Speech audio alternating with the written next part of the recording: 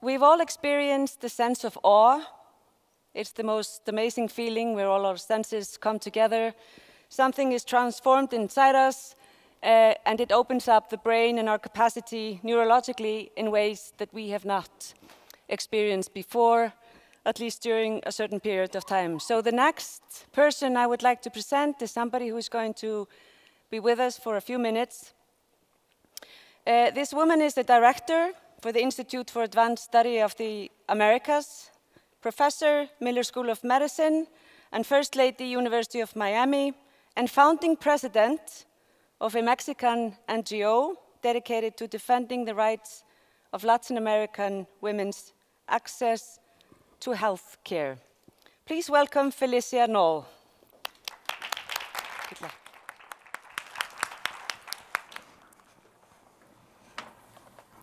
Thank you very much for having me here this afternoon, and especially Silvana, and for having my daughter here with us as well. My story to share with you today, this story begins in 2007. I was diagnosed at age 41 with an invasive breast cancer in my first baseline mammogram. I was diagnosed in a small clinic in the town where I have my home in Cuernavaca, Morelos, Mexico. I resisted, I rejected, I refused treatment for weeks and even months. There were two things that moved me forward. One, my two girls, aged 3 and 11, and my decision to demonstrate to them that I would not abandon them. And the other was the knowledge, living in my home country, Mexico, that there's so many women who face so many obstacles to be able to get care. Yet, I couldn't get over this fear, and my first round was with facing mastectomy, and much of my fear was around body image. I fought to save my breast through 3 lumpectomies, 3 different surgeries, until finally I ended up with a radical left side mastectomy and a reconstruction that never came forward. I had to cope with having lost that breast, and it was until one day when, a few weeks later, a friend came to interview me and asked me a very, very difficult question. He said, "What do you see when you look at yourself in the mirror without your shirt on?" And at first I paled, and I thought to myself, I see a one-breasted woman with a huge scar that looked like a frown that went across my body. And then I realized that that wasn't at all what I was seeing.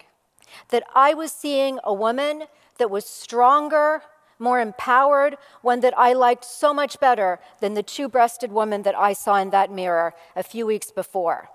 That was the beauty that I saw. Then, however, I had to face the chemotherapy. And facing the chemotherapy was different for a particular reason.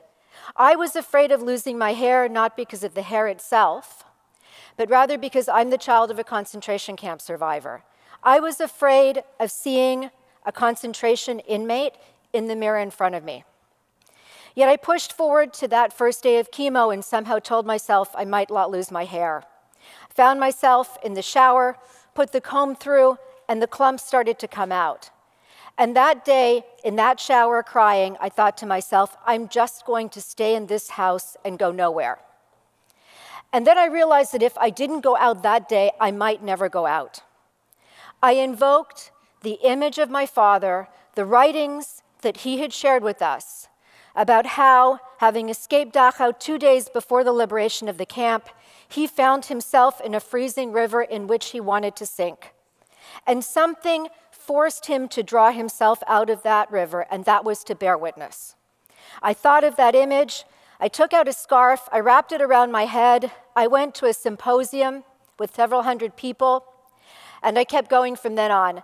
I never wore the thousands, actually, of dollars of wigs that we had bought, not once, not one day in my life, because it didn't represent the woman that I became.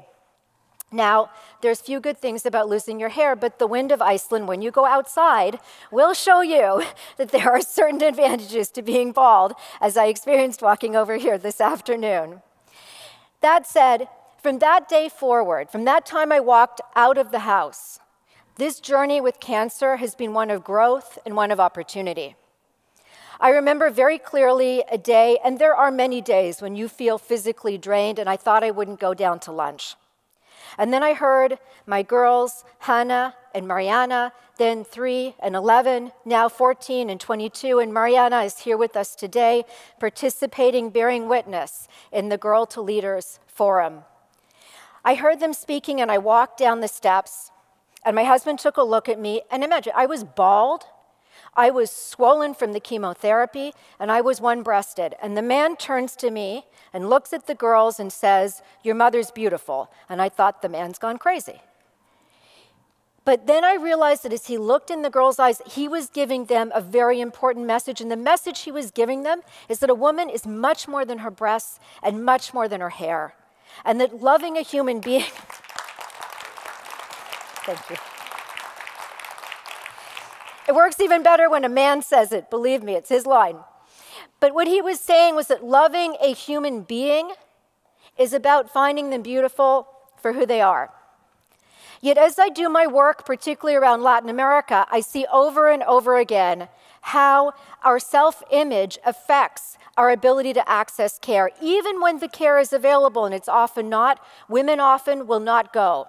I gave a talk in a group of about 250 women in a hospital near to where I was diagnosed, and a woman stood up and said to me in her best Spanish, "A woman without breasts," and she used a much more precise word, "is ugly, fea." Beside her was her husband. She was diagnosed that morning. She was going to face mastectomy. That was the image that she had of herself. I speak to groups of women. I explain to them the importance of early detection of mammography. And when I'm done and ask them if they'll go, they say they won't because they're afraid of abandonment if their partner or husband finds out that they might lose their breasts. Body image and self-image has become a huge barrier. We wrote a book about our family's experience, about my experience, and the original book is called Tómatelo a pecho. There is no translation into English of this line. It literally means take it to breast. We searched for a long time for the right title for that book, and we couldn't find it in English. And then my daughter, Mariana, who's here, at age 6, came running up, and she said, "Mommy, I've got the perfect title. It's Beauty Without the Breast." And that's what we titled the book. That's for Mariana. Where are you, Mariana?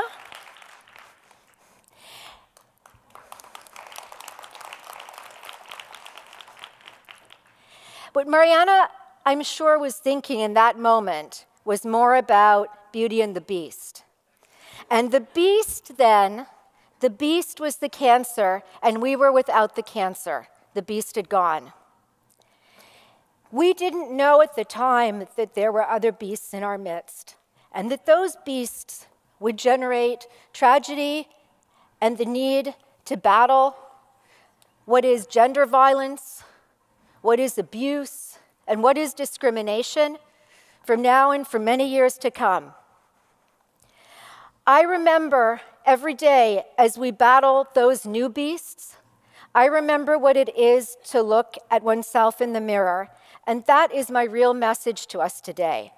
When we look at ourselves in the mirror, we have to see each and every day a person, a woman in this case, who is more powerful, stronger, and more empowered, and therefore more beautiful than the woman that was in that mirror the day before. Because if we don't have that, if we don't have that strength of conviction in our own beauty and who we are, we will not be able to face and to break the true barriers that women face to our health care and to moving forward in our lives and to gaining the rights that we've earned and we deserved. We will not be able to face those true beasts that plague us. Gender-based violence, discrimination, you may call it machismo, you may call it abuse. We need to believe in our own beauty as empowered human beings to be able to battle that. Thank you very much.